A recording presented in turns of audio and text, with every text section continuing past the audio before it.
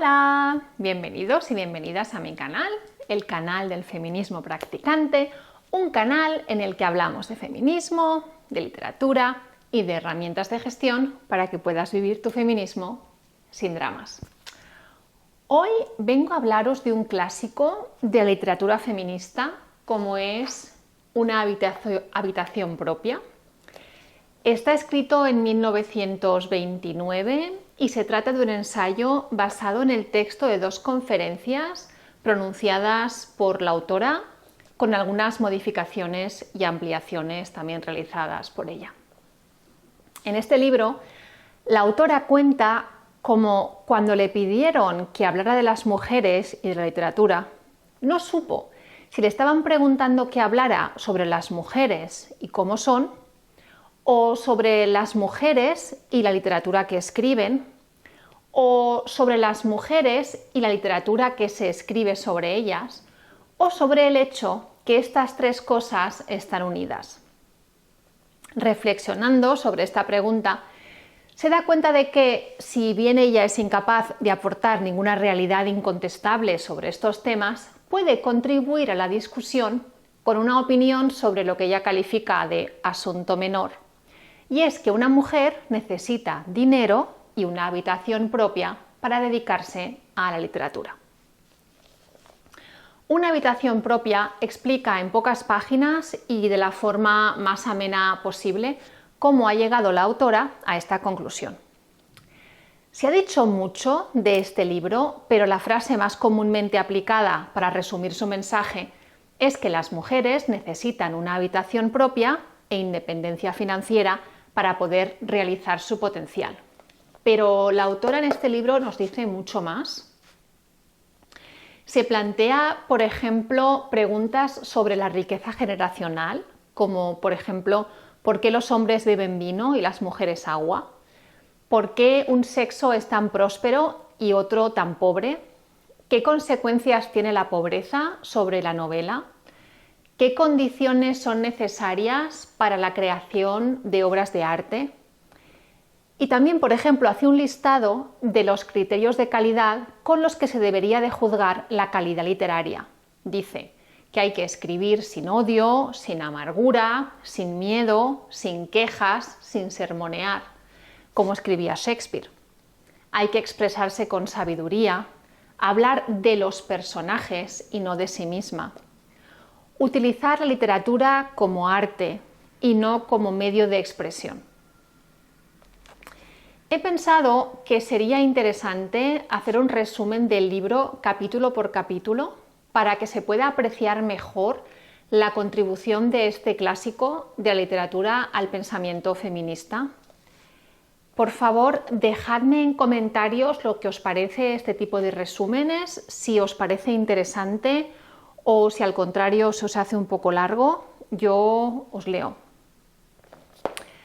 Tengo entre las manos esta edición preciosa de Alma Clásicos Ilustrados, con ilustraciones de Gala Pont al principio de cada capítulo y traducción de Catalina Martínez Muñoz, que añade al gusto de leer, el hecho de tener un objeto muy bonito entre las manos, que quieras que no, pues siempre es agradable.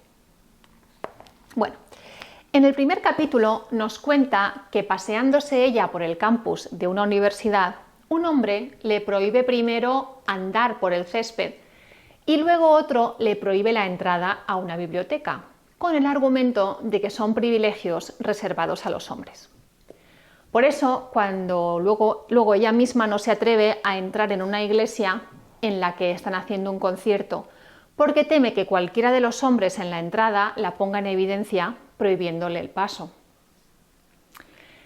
Ese paseo por ese magnífico campus y la comparación de la comida en la universidad masculina y la cena en la universidad femenina le lleva a reflexionar sobre la riqueza generacional.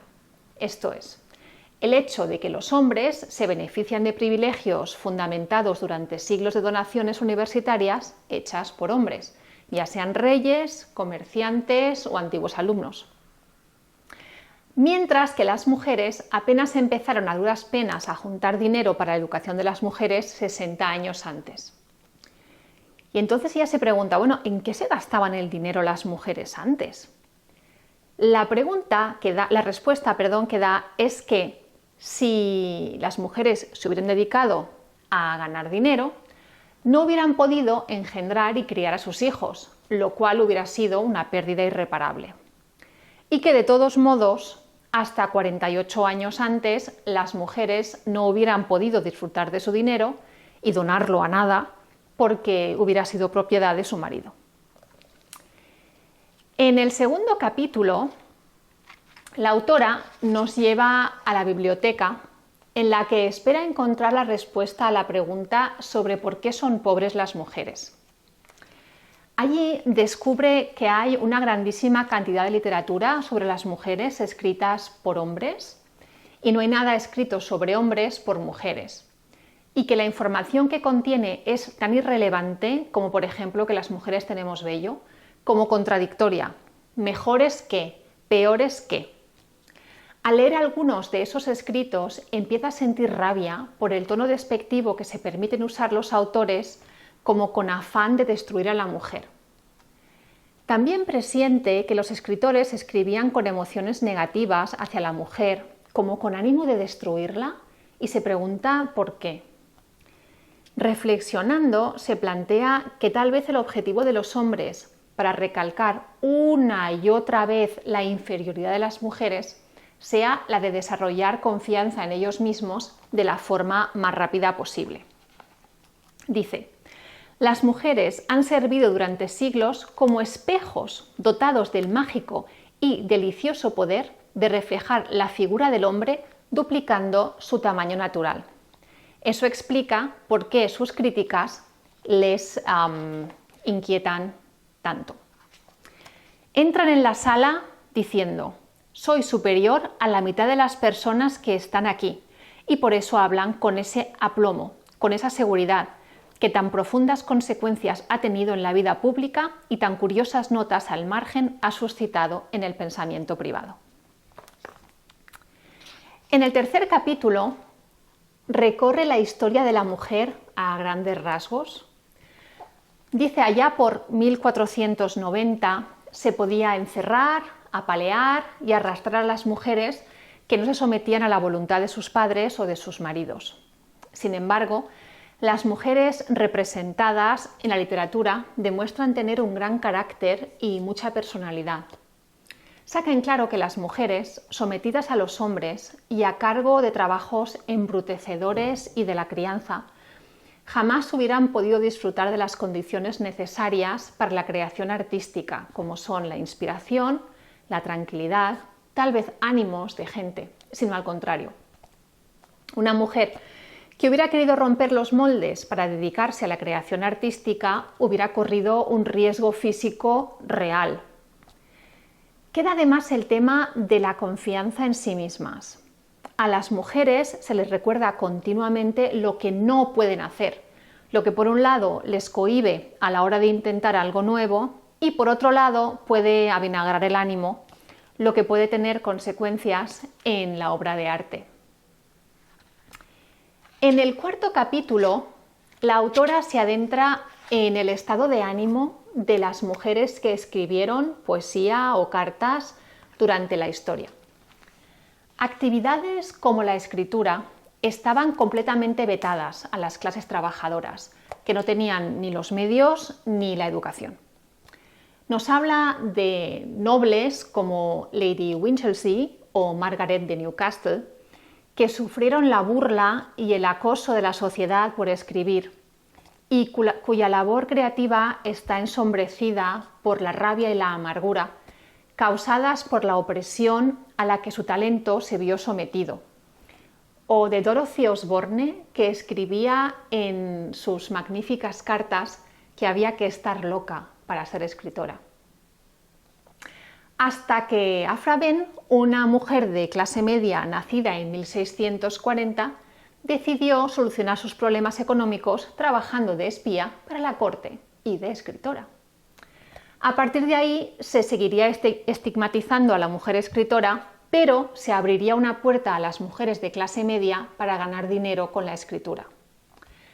Todas las autoras posteriores, Jane Austen hacia 1800 y las hermanas Bronte hacia 1850, deben a Aphra Behn el haber demostrado que se puede ser mujer y vivir de la escritura.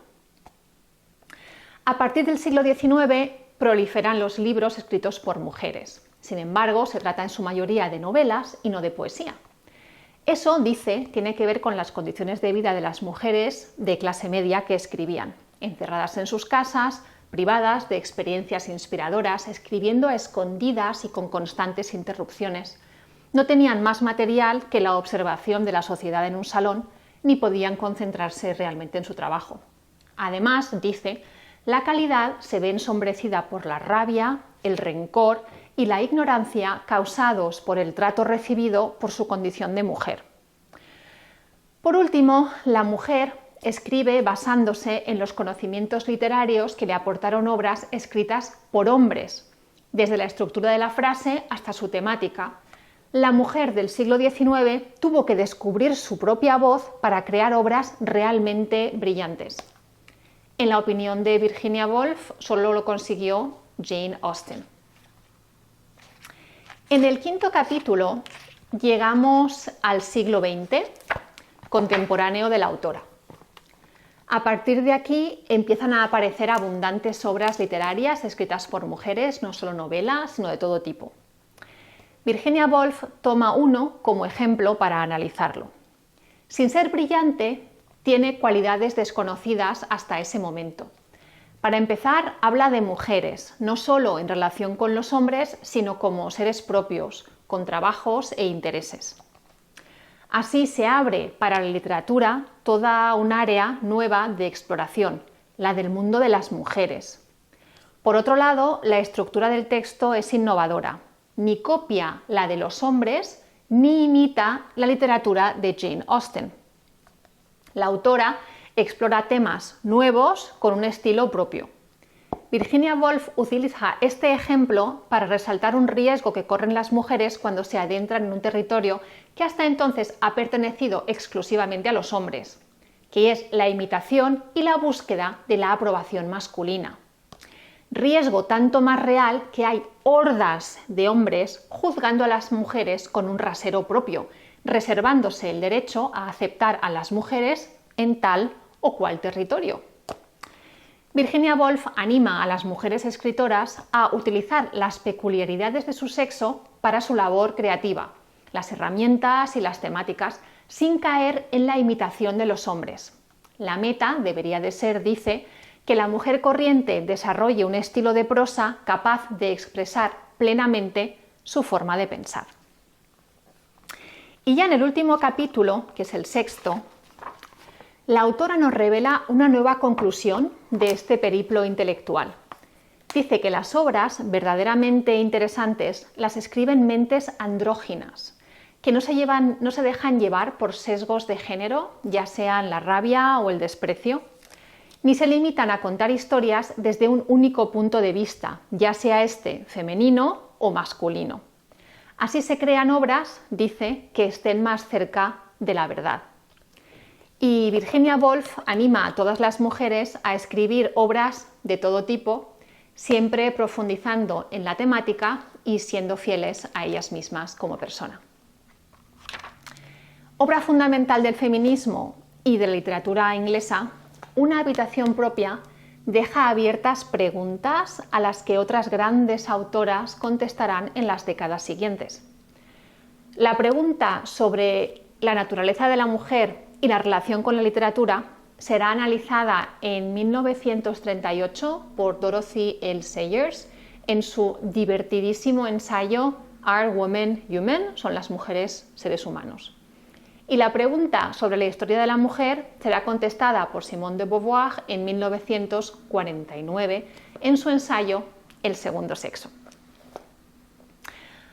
Pues esto es lo que venía a traeros hoy. Dale un like a este vídeo si te ha ayudado en tu feminismo practicante y no te olvides de suscribirte a mi canal para recibir notificaciones de todos los vídeos que voy subiendo. Y ahora te toca a ti. ¿Tienes una habitación propia y los medios para dedicarle tiempo a la expresión de tu creatividad? ¿Qué crees que nos limita más en la posibilidad de crear? ¿Y qué crees que te parece, o qué te parece la opinión de Virginia Woolf sobre las mentes creativas andróginas? Deja tus comentarios y tus recomendaciones de libros, por favor, para que podamos seguir aprendiendo juntos. Muchas gracias por haberme seguido hasta aquí. Un saludo y nos vemos en el próximo vídeo. ¡Chao!